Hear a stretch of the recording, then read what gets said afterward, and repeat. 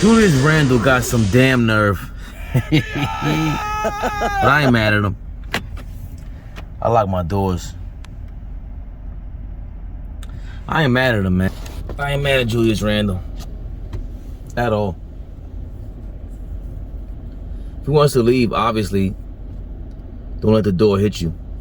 But a lot of this is Thibs' fault. If he really feels this way and he's been acting like this, how can Thibs possibly be coddling that as a head coach? I don't care.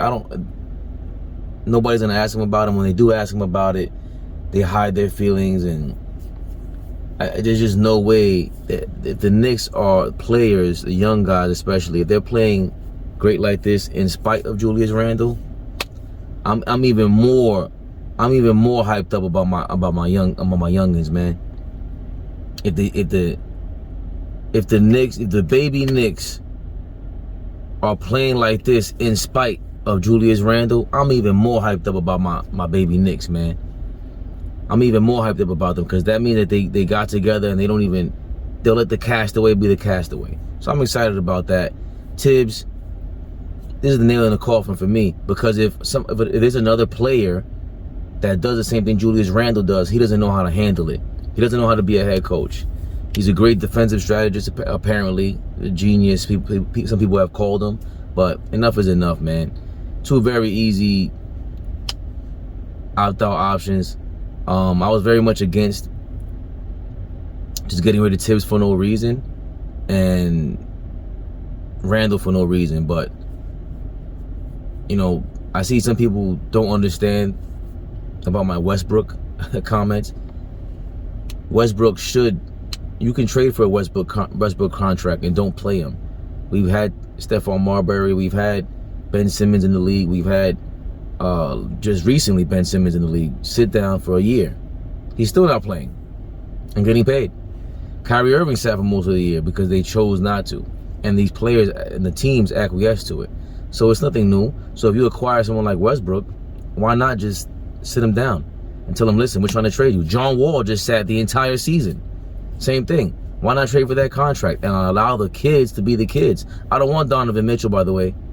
I don't care for him. I don't think he's that much of a deal breaker on the court. He has a lot of talent, but again, a undersized two guard.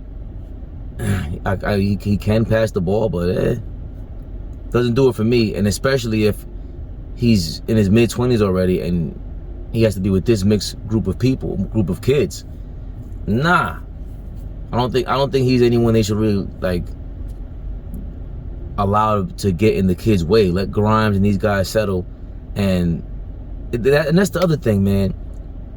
Like, Knicks fans, New York fans, we're so impatient about, like, what the hell, what kind of pressure you keep putting on these players? We hype everything up. Like, I'm willing to just sit there and root for this. Again, going back to the Orlando Magic, Oklahoma City, Portland, Detroit got a young kid. The goal is to be like Toronto, yeah, but Toronto has the exception to the rule with Masai Ujiri. And being able to draft a Scotty Barnes and fit him in perfectly with a team like that. Perfect player, perfect team, perfect GM, perfect situation, it seems like. We don't have that. And I don't think we necessarily need that. We just need to have a place where people are competent enough to understand what we have and what to do next. That's all you ever want. Winning is fun. Winning is great as a sports fan. But doing things the right way also matters. And it doesn't just mean like the moral victory, like beating your chest with integrity. Nah. It's doing, like, this is the most valuable franchise in basketball.